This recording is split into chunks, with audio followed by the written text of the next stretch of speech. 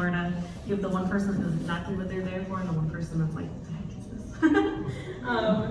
So as you were seeing at the end of the video, they were actually doing a moimoikun, which is a very traditional Japanese blessing for food, especially at Maid cafes.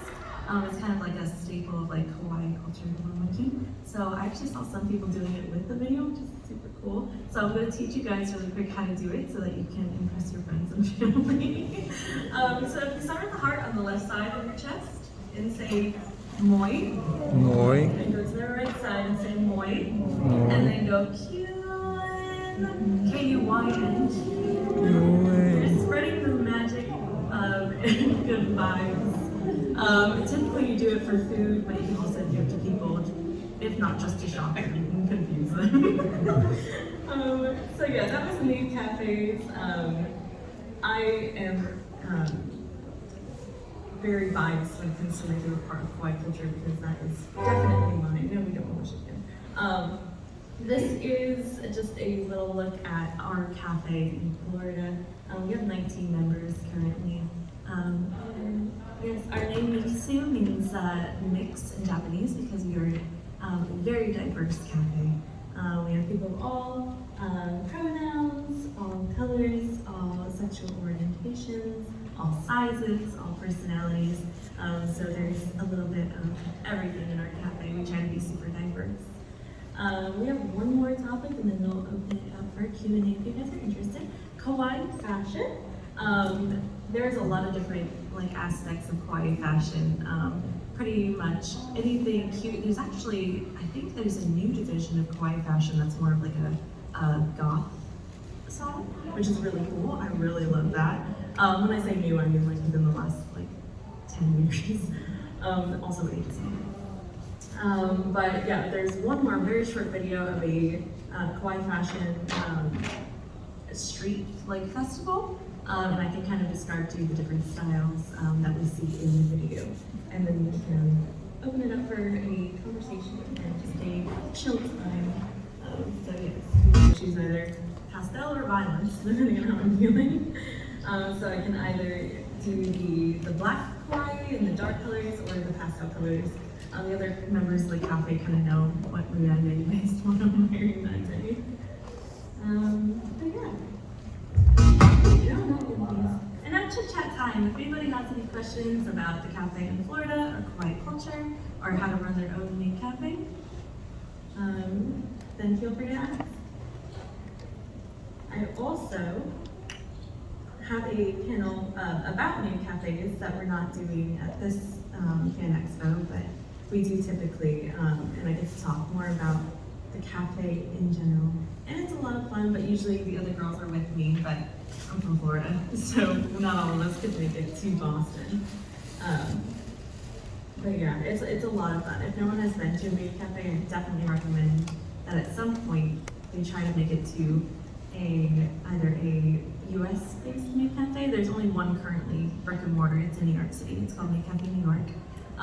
Or they go to Japan. Probably maybe not right now with the current situation of things, but someday, so they can experience Maid cafe in Japan because they're definitely fun. But now you kind of know what to expect, so you're not totally blindsided when you walk in. But yeah, the performance aspects, and a lot of them don't actually stay in business because the cost of putting on the performances and the dresses and everything like that are just too high. So most of them go to business. At Home Cafe and Maid Dreamin' are the two that stick around and are the most prevalent because they have the most resources. All the little mom and pop ones tend to unfortunately go under. Even in the States, the cost isn't quite there. But that's more into the business side of things, so less of the Kawaii culture. But yeah, any questions or yes? So I really want to go to Japan and go to an official cafe. The only time that I've actually got to interact with Japanese maids is when they came to Toronto Fan Expo, and I got to actually escort them around Toronto and stuff like that, which was really fun. And they're very nice. But my main goal is to someday get to go to Japan and go to a Maid cafe because I would really love to open my own Maid cafe, like brick and mortar, in Florida. It'd be really cool. Have you? No? Has anybody been to a Maid Cafe in Japan? Okay. Rub it in our faces. Yeah, I definitely, top of my bucket list. Did you have a question? Yes. If you go to a Maid Cafe in Japan, do you have to know Japanese? No. There are specific maids at almost every Japanese maid cafe that are for English speakers because it is such a tourist, I don't want to say tourist trap because it's not really, but it's such a common thing for tourists to go visit that most of them do have English speaking maids. They actually have their own divisions, so I don't know if anyone's familiar with like idol groups or J-pop or K-pop or anything like that, but they'll have divisions of different language speaking groups, like members, and a lot of the maid cafes will have English speaking maids specifically for tourists. So yeah, I would definitely do that because I'd like Sunday ice cream. Yes. You said that there's only one brick and mortar people in the United States. So what's the difference with your group down the corner? We are a convention-based cafe, so we go around to conventions like we're the official cafe of MegaCon, which is a nicer way of saying Fan Expo Orlando. And we just do events and stuff like that, so we don't have a brick and mortar. We'd love to, but it's very expensive and not really smart to open food industry business in COVID. I've been doing it for 7 years now, and it's the ultimate goal. But the reason that we're a little bit different is because we are the most diverse cafe, and we also, what else makes us different? Oh, we keep it as authentic to Akihabara maid cafes as possible. Like even the kind of, even the traditions that don't translate well into English, like, so in Japan they have candles on the middle of the tables, they're called dream candles. It doesn't sound so good in English. It's hard to describe what it actually means because the way that it works is while the candle is lit, you're in a fantasy world. And then when you leave, you're supposed to blow the candle out. Convention doesn't want us to have open flame, I can't imagine why. So we have our little battery ones. It's not quite the same to flip it on and off. The magic isn't quite there. But like translating that into English doesn't sound like very good. But we still keep it because it's part of the tradition. And so we keep all those little elements that usually get forgotten in our cafe just to kind of create the experience to the best of our ability. So it's on the convention floor? Yeah, so we will have usually we run for the entire weekend. Sorry, I'm also losing my voice because it's the last day of the convention, but I've been screaming apparently. I went to the HoloLive panel and I was like screaming. Anyways, yes, we'll have like a room like this with like 3 round tables in it and a stage. And then each cafe is an hour-long performance, and we'll do like 5 dance performances and play games like group games and stuff like that. Our job, like our primary thing is that we want to feed you sugar, stress you out, and make it as awkward as possible. I'm kidding. But it is a lot of fun. So yeah, a lot of conventions actually do have little maid cafes. So When I thought, I'm telling you. Hi, what's your question? What's your favorite part of your job? Oh wow. Whenever there's leftovers at the cafe, I can eat them, which is great. It's like a little bonus. I really like doing, I'm not a dancer. I don't have a dancing bone in my body. There's no rhythm here. I try them, which is not, I probably should. But I like to host the group games. And my persona in the Maid Cafe is I'm a bit evil. So I like to sabotage people too. But it's quite a bit of fun, yeah. Any other questions? Oh, okay, let me just answer real quick. I was going to ask, what's your typical demographic, your customer? Young kids. We get a lot of parents with babies, like under 9 years old. And we get a lot of girlfriends dragging boyfriends, and the boyfriends are like, and the girls are like, yeah. But a lot of kids, which actually is funny because a lot of people think that maid cafes are sexy, and they think that they're like Hooters for nerds, is what we hear a lot. But it's really not. It's a super family-friendly event, and all, you know, dancing and games and stuff like that. So we get a lot of people that are like pleasantly surprised. They're like, wow, you know, we thought this was going to be like more sexy. And we're like, no, not at all. We play on like if you think Jenga is sexy, well, that's pretty much all we do. So, what was your question? The question was, what type of games are you referring to? Ooh, so we play a lot of like tabletop games. Don't get excited, it's not like games, but Jenga. We play Suspend. We play a lot of traditional Japanese games that we've scoured the internet for, and they play in real maid cafes. And one of my personal favorites is the balloon game, and it's where you put a balloon between the patrons, and then you have to walk and keep the balloon stuck between you. It's a lot of goofy, dumb games. More fun for us to watch other people do them because people look ridiculous. But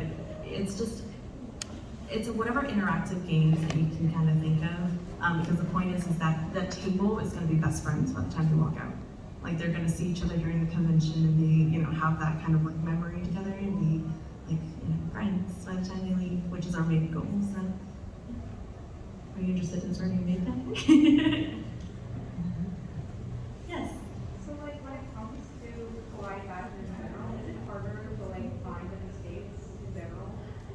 Well, online shopping is a blessing. But as far as like knowing sizing, it is a bit difficult.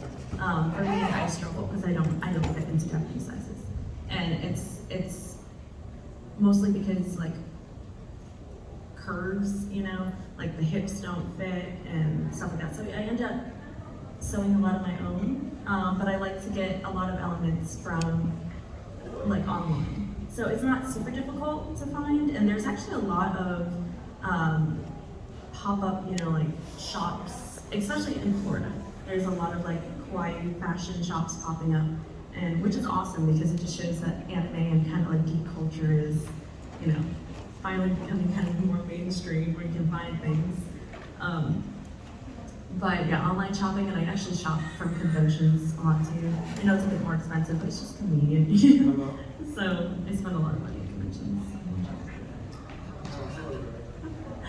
Yes. So you said that your cafe is based in Florida, but your cafe has to travel outside of Florida as well? We haven't currently traveled. I travel a lot for it. I'm trying to get our cafe to travel outside of Florida. But there's so many amazing maid cafes in every state. Like, I'm not saying that we're the best. Like, there is many cafes that are better than us, and there are many cafes that are more established than us in other states as well. So I'm just biased to ours, obviously. But I would love for our cafe to travel outside of the states, but right now I just currently travel and do the cafe stuff for like Toronto and stuff. So that'd be really cool though.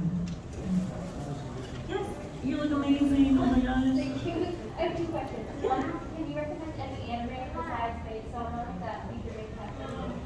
Ooh. Not any Maid Cafe ones predominantly. I know that there's usually a Maid Cafe episode in there, right? What is the name of it? I'm drawing a blank. The one with the little dragon maid. Why am I drawing a blank? Yes! How much is Dragon Maid? That one is really cute. Yeah. Unfortunately, a lot of times in anime as well, the maid cafe is presented as kind of a sexy thing. But it's still really fun. And my other question was, do you have any websites that you recommend for online shopping for Kawaii fashion?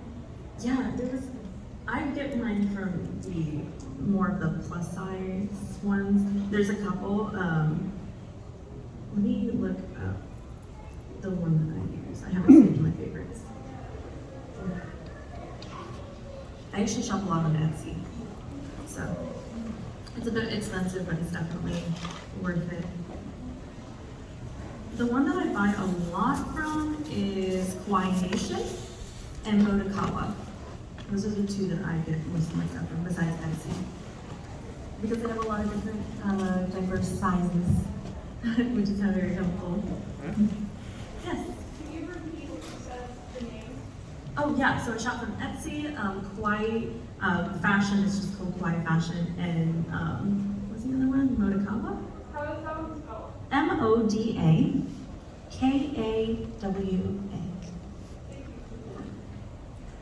Those are my two favorite, but there's so many. There's so many good ones. I commission a lot from Etsy too. There's so many talented seamstresses. But, yeah. You said you sewed your own. Where do you like buy your fabric? Joann's. Yeah, I kind of, this is kind of weird, and I always feel weird saying this, but I also get fabric from Goodwill. Do you guys have Goodwill? Yeah, I do. Okay, I'm sorry. It's probably like nationwide, I have no idea. Yeah, so if you get like shirts or stuff like that from Goodwill, you can just cut them and use pieces of fabric here, there, bed sheets. I'm broke. I shop too much at conventions. Anything else? Yes. Oh my god, I'm so cute. Yeah, thank you. You said that your persona is like kind of like evil. Do a lot of people you work with have like a persona they play into? Yeah, every single one of us actually do. Let me go back. Yeah, so every single one of the maids at Mikkusu has a persona. It's kind of like our little thing. We're actually a video game themed cafe. So our cafe is like the world, and these are choosable characters. So you can kind of choose your character to be like your sidekick in all the games and stuff like that. I'm a villain. I am the head. I am the final boss. So we have Kitsune sisters. We have the little deer. We have Usagi. We have a little ram. We have a froggy. We have a dragon maid. We have all different kinds of maids. I am an evil fae, and I have a katana. So yeah, it's very fun. But it's kind of our little running thing is we each have our different powers and stuff like that. Just don't ask to see any of the magical powers because we're not that advanced yet. Someday we'll have like holograms or something. But anything else? If not, we can sit here and stare at each other. Yeah. Yes. What kind of like Kawaii games do you see most? Kawaii games. So like teams, like Ooh, a lot of the creepy kawaii is really in right now. Pastel goth and stuff like that. So like, I don't want to say like gory and pastel, but a lot of like pastel bats and like more the pastel Halloween vibe is the one that I'm seeing the most. I would love to see more fairy kai because it's my favorite, and I love the big mushroom hats and all the flowers and stuff. But mostly right now, I think the trend is